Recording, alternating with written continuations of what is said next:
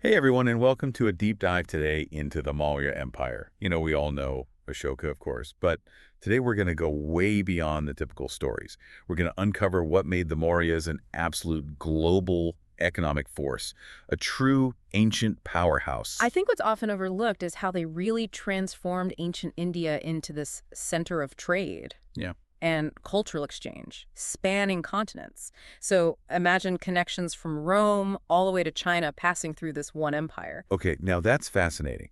To really get this, though, don't we need to rewind a little bit, like set the stage for how this all happened? Yeah, absolutely. Picture ancient India before the Mauryas, a land of smaller nomadic groups, kind of on the cusp of this massive transformation. They were moving from that tribal life to powerful, organized kingdoms called Mahajanapadas, and this shift brought a whole new set of challenges. It wasn't just about like settling down. Yeah. And bigger farms or whatever, but figuring out how to actually run a kingdom, taxes, laws, the whole thing. Did they have like a model to follow? Well, that's where the Vedas come in, composed around the same time. These ancient Hindu texts weren't just spiritual guides. Their ideas, especially dharma and karma, became super important in how they governed. It's like they provided a framework, a moral compass for these new kingdoms. Dharma and karma. Okay, I've heard the terms, but I could use a refresher. What did those concepts actually mean in the context of running a kingdom? So think of dharma as like a cosmic job description, outlining your duties based on where you fit in society. So warrior, farmer, priest, each role playing its part to keep everything harmonious. And karma, well, that's the cosmic scorecard, making sure every action, good or bad, has consequences. Okay, so like a built-in accountability system, encouraging everyone to basically stay in line. But with all these Mahajanapadas popping up, were they all equally powerful? One really stood out, Magadha. Their location was prime, right in the fertile Gangetic Plains. That meant abundant resources. But their real advantage was access to something else, iron ore deposits. Now, this gave them a military edge that was hard to beat. Iron weapons against bronze. Yeah. Yeah, that's a game changer for sure. So fertile land, powerful military, sounds like a recipe for success. Yeah. But did they have ambitious leaders to match all that? Oh, absolutely. Strong, ambitious rulers willing to use that power were key to Magadha solidifying their position as a force to be reckoned with. They really set the stage for what would become the Maurya Empire. Okay, so we've got these rising kingdoms, a moral code kind of woven into how they govern, and a power player like Magadha emerging. But how did these internal factors lead to those incredible global connections you mentioned earlier? There's like a specific turning point? It was really the rise of those kingdoms themselves, especially Magadha, increased agricultural output, specialized crafts. It's only natural they'd start looking beyond their borders for new resources, new markets. It's supply and demand, but on a grand scale. So almost like the ancient world's version of globalization. Yeah. Driven by wanting stuff they couldn't get locally. So were the Mauryas like the masterminds behind all this? They definitely took it to a whole new level. When they conquered Magadha and formed the empire, they inherited this incredible foundation for economic expansion, and they did not waste it. Okay, so the stage is set. The Mauryas are in charge and ready to expand their economic reach. What was their secret weapon? What made them so successful? Stability and infrastructure. They created a vast and secure network for trade to flourish, something really rare in the ancient world. Imagine a road system spanning over 9,000 miles, connecting major cities, facilitating the movement of goods. Caravans laden with spices, textiles, precious stones. It was a bustling network of commerce. 9,000 miles of roads. That's mind-boggling. It's like the ancient equivalent of the interstate highway system. But didn't they also have a postal system? That's some serious organizational skills for the ancient world. Absolutely, a remarkable feat of logistics. And these networks didn't stop at India's borders. Their reach extended to the Roman Empire, Southeast Asia, even China. They were at the heart of a truly global exchange. So they were importing and exporting all sorts of goods connecting different parts of the world. But this couldn't have been just about stuff, right? Was there like a cultural side to this economic exchange? That's what makes this period so fascinating. Alongside the goods, ideas were flowing too. Think about the spread of Buddhism, carried by monks and merchants along these trade routes. It's a powerful example of how commerce can become a vehicle for cultural and philosophical exchange. So it's like if today's influencers were spreading philosophical ideas instead of just the latest fashion trends. Makes you think, doesn't it? But what exactly were the Mauryas importing? What treasures were coming into the empire? Well, their imports were as diverse as their trading partners. From Central Asia, they acquired strong and swift horses, essential for their military.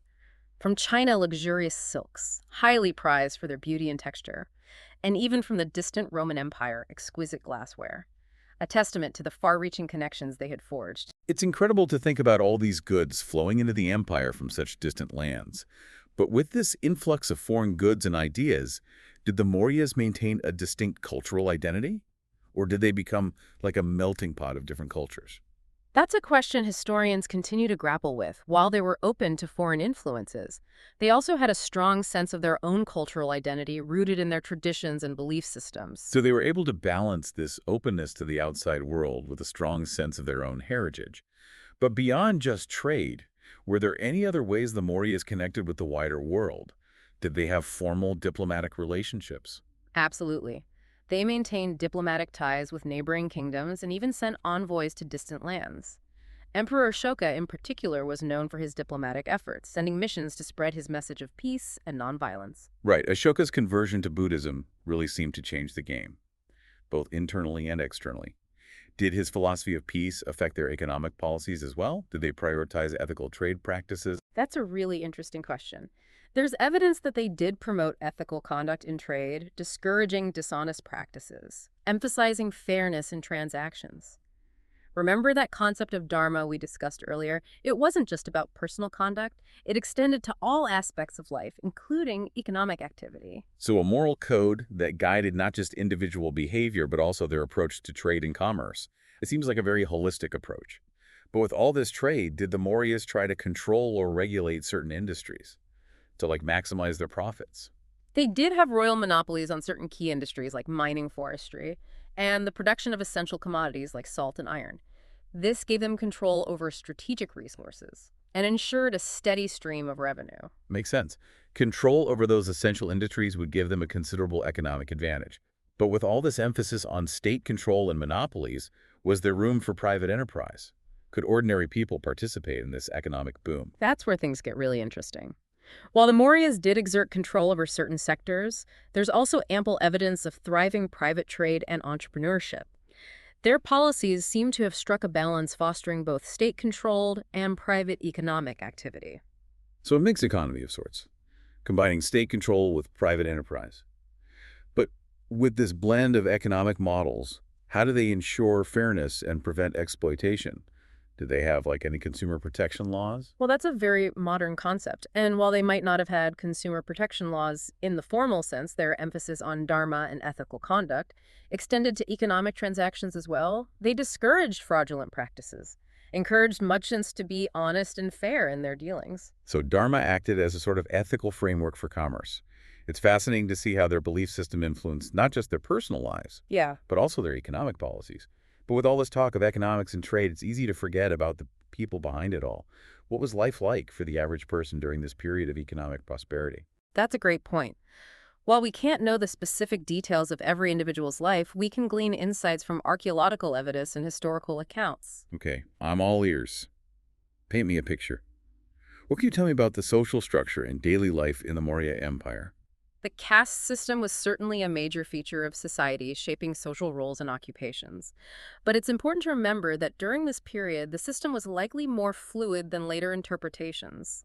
There's evidence that people could move between castes or even take on different roles, based on their skills or circumstances. So while the caste system existed, it wasn't as rigid or inflexible as it later became. That's a nuance I hadn't considered before. But beyond social structures, what about everyday life? What did people eat? Where? Where did they live? The majority of people were farmers, living in villages and cultivating the land.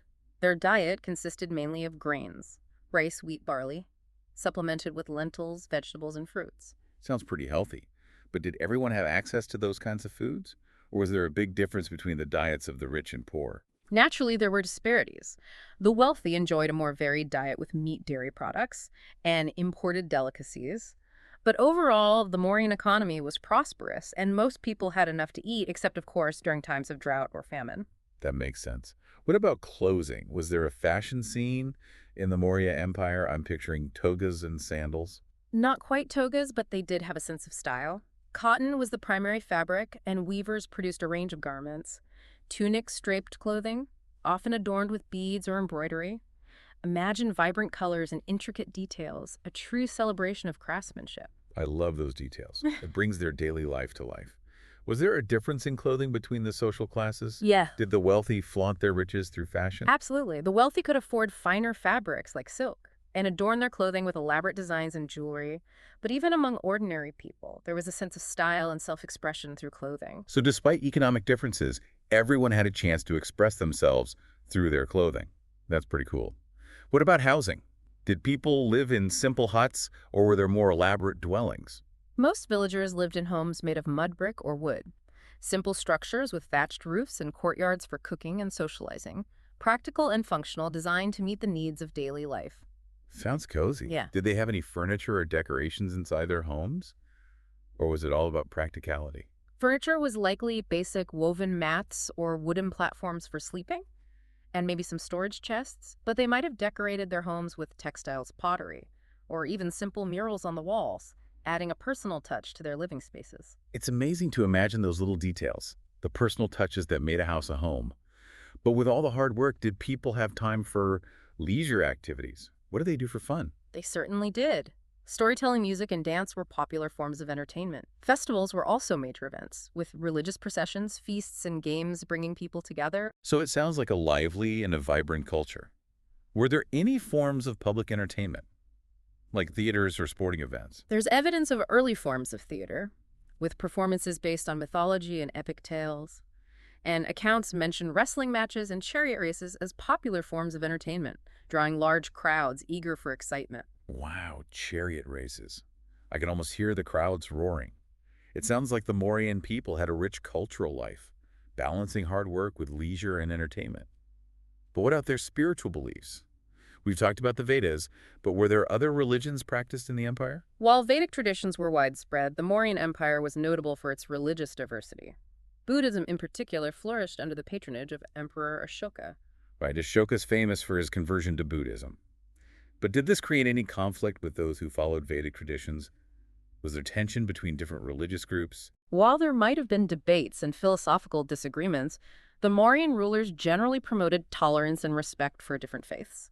This attitude of inclusivity was a hallmark of their rule, and a key factor in maintaining stability within their vast and diverse empire.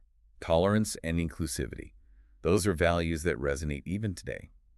But did this tolerance extend to everyone? Were there any groups who were excluded or marginalized, despite this general atmosphere of acceptance? Unfortunately, not everyone enjoyed equal rights and privileges. Those at the bottom of the caste system, particularly those considered untouchables, faced discrimination and were often excluded from mainstream society.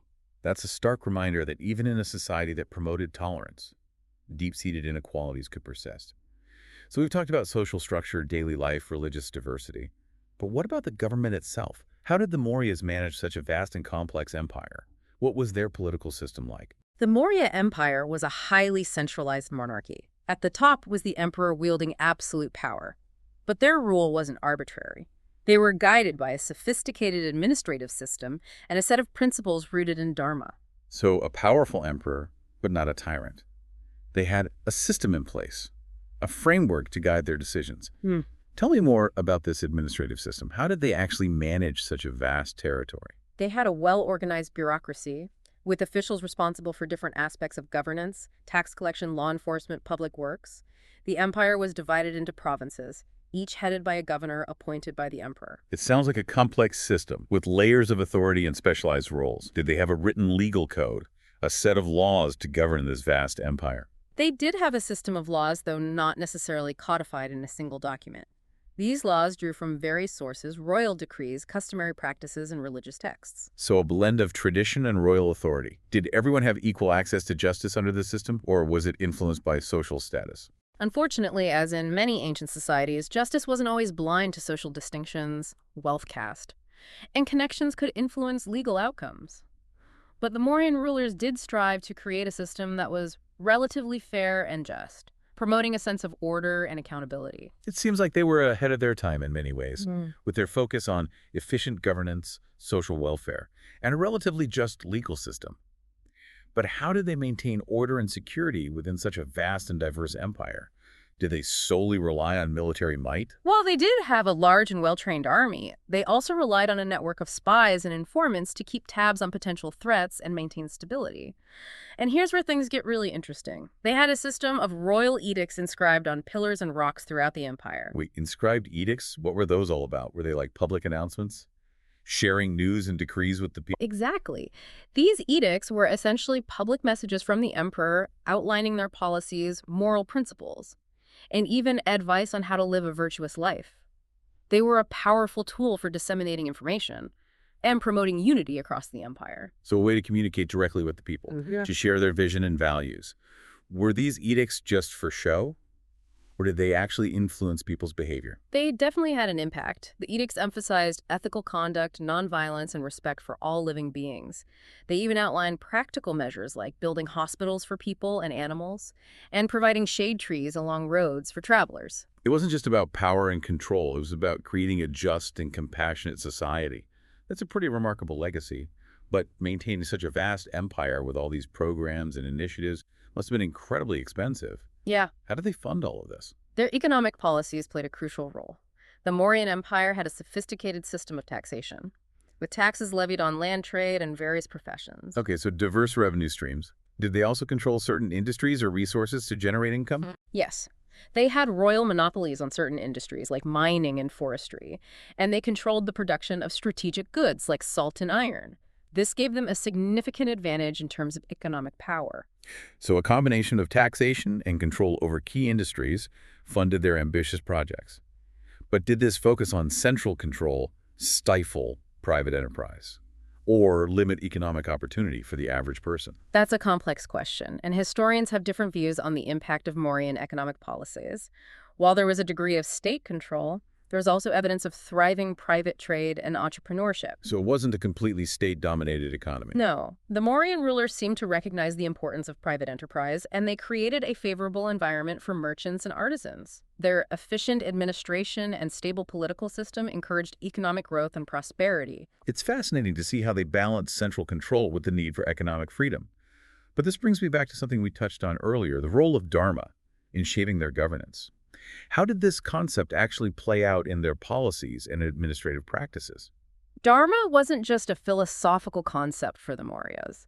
It was a guiding principle for their rule. It informed their laws, their social policies, even their foreign relations. Okay, so give me some specific examples. How did they incorporate dharma into their decision-making? Well, take their legal system, for example. They emphasized fairness and impartiality in the application of laws, and created mechanisms for appeal and redress of grievances. So a focus on justice and due process. What about social policies? How did dharma influence their approach to social welfare? They believed it was their duty to protect the weak and vulnerable, and they implemented policies to help those in need.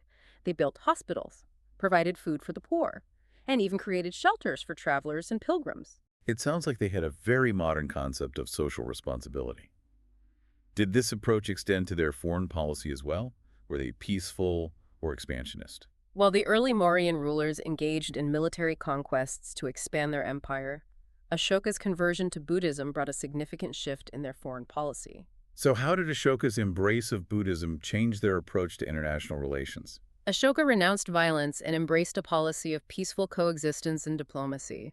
He sent emissaries to neighboring kingdoms, promoting Buddhism and advocating for ethical conduct in international affairs. It's incredible to think about an ancient empire choosing peace over conquest.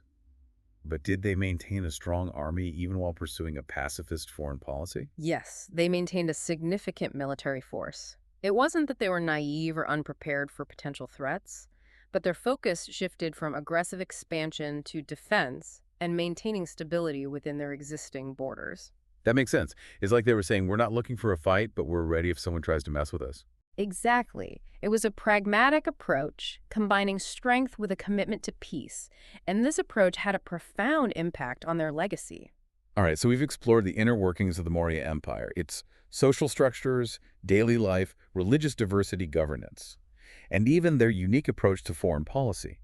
But now I want to know about their lasting impact. What happened after the Mauryas? Did their empire just fade away? Or did they leave behind a lasting legacy? Well, the Maurya Empire, like all empires, decline and fragmented eventually, but their influence lingered for centuries. shaping Indian culture, politics, even spirituality. It's a legacy that goes way beyond just a name in a history book. So their impact was more than just like bricks and mortar, so to speak. What were some specific examples of this lasting influence? Their administrative structure, for one, their centralized system and sophisticated bureaucracy set a precedent for later Indian empires. It's like they created a blueprint for effective governance that future rulers could adapt and build upon. So they weren't just about power. They were about creating systems that worked, systems that could endure. Did their economic policies have a similar impact? Absolutely. Their focus on trade and infrastructure helped to establish India as a major hub of commerce in the ancient world. The trade routes they forged, the connections they made, those reverberated long after the empire itself had faded. And we can't forget about Ashoka's influence. His patronage of Buddhism had a profound and lasting impact on the spread of this religion, not just in India, but across Asia. It's incredible to think about how one ruler's beliefs could have such a far-reaching impact. It really is a testament to the power of ideas and how those ideas can transcend borders and time. But as we celebrate their achievements, it's important to remember that no empire is perfect. Were there aspects of Mauryan rule that were problematic or less than ideal? That's a great point. It's easy to get swept up in the grandeur of empires. But it's important to look at the whole picture. What might some of those less than ideal aspects be? Well, their system of central control, while effective, could be quite authoritarian at times. And their reliance on a vast network of spies and informants raises questions about individual liberties and privacy. It's a reminder that security and order often come at a price. It's like the age-old dilemma, balancing security with personal freedom, a challenge that societies face even today. Were there other aspects of their rule that could be considered problematic? Their legal system, despite aiming for fairness, wasn't always immune to corruption and abuse of power. And their emphasis on dharma, while intended to create harmony, also reinforced the caste system and its inherent inequalities. It's a reminder that even well-intentioned policies can have unintended consequences. It's a nuanced legacy, then, a mix of remarkable achievements and some undeniable flaws. But overall, it seems like the Mauryas left a pretty impressive mark on history. If there's one thing you'd want our listeners to remember about this empire, what would it be? I think it's crucial to remember that the Maurya Empire wasn't just about power and conquest. It was also about innovation, cultural exchange, and a genuine effort to create a just and prosperous society. Their story reminds us that even in the ancient world, there were complex and sophisticated civilizations capable of achieving great things. A reminder that we can learn from the past, both from its successes and its failures. And that history is full of surprises, stories that challenge our assumptions and expand our understanding of the world. Well, we've covered a lot of ground in this deep dive: their rise to power, their complex society, their lasting impact. And I think it's safe to say that the Mauryas were more than just a powerful empire. They were a force that shaped the course of history, leaving behind a legacy that continues to fascinate and inspire us today. It's a legacy that reminds us of the interconnectedness of our world, how ideas and goods have flowed across borders for centuries, shaping the tapestry of human civilization. So the next time you sprinkle some pepper on your food or admire a silk scarf, remember the Mauryas, the ancient empire that helped to connect the world, leaving behind a legacy that continues to spice up our lives today. Thanks for joining us on this deep dive into the Maurya Empire. We'll see you next time for another fascinating journey into the past.